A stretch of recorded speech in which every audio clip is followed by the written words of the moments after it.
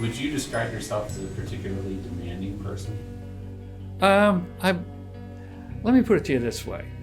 I think our standards have to be high.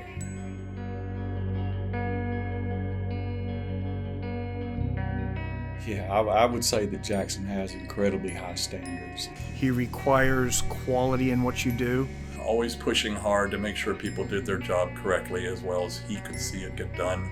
And also just to watch his work ethic. I worked at the Baltimore Aquarium for 13 years. People from here got on a plane and went to different aquariums on the eastern seaboard. And they came in, they talked to Bill, and they asked him if he'd like to go, be the CEO of the Tennessee Aquarium. And he said, yeah, he would. He really hadn't found somebody that was a fish guy. I said, I'm really interested in this aquarium. And he said, I tell you what, why don't you and your wife come down and spend a weekend? I'll take care of all the money and everything, and just see if you like it. We did come down, we did like it, and I got back to him and I said, I'm really excited about this aquarium. I'd love to work here. So the rest is history.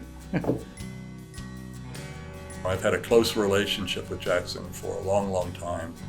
And in fact, he hired me, and I've been here since October of 1991, so that gives you an idea of how long we've known each other. Well, this place is very well respected, uniquely positioned amongst other aquaria in the country and around the world as doing something a little bit different and doing it better than anybody else can do it. And so that's always sort of a hallmark to me of a place that really has a niche in society. And I think the Tennessee Aquarium continues to do that and will continue to do that for years and years to come because of Jackson's influence. What I like to do is talk to people and ask them, what do you need to do your job better? And go from there.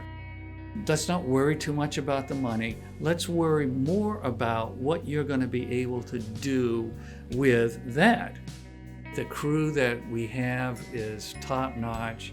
I think everybody that works here wants to do the best job they can, and they also want to, be able to engage with their coworkers, and they're interested in learning more about whatever it is. And I just think this is a really nice environment. Working for Jackson hasn't been the easiest thing I've ever done, but it's been one of the very best things I've ever done because I've learned a lot from Jackson. Much like his expectations in how we perform, he has a very high standard and a very high expectation of how the animals are treated, how they're cared for.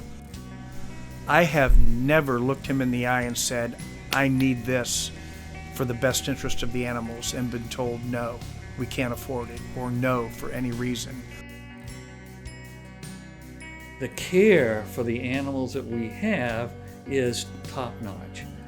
As far as the animal collection goes, that's the highest thing we've got. To me, animal care and welfare is top.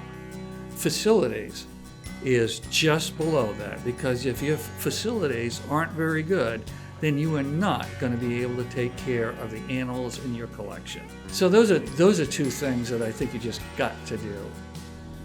He wants everything to be the best it can be in relation to animal health and that visitor experience, and he's really good at understanding all of the bits and pieces behind the scenes that it takes to make that happen as well. I think that's had a very positive impact on the success of the aquarium.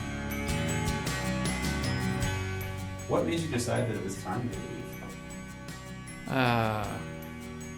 I think it's time for me to step aside so somebody else can assume that mantle, assume my position. I think we have people here that can do that, and I think it's wise of me to get out of the way and let them do it. But I go out with a smile on my face.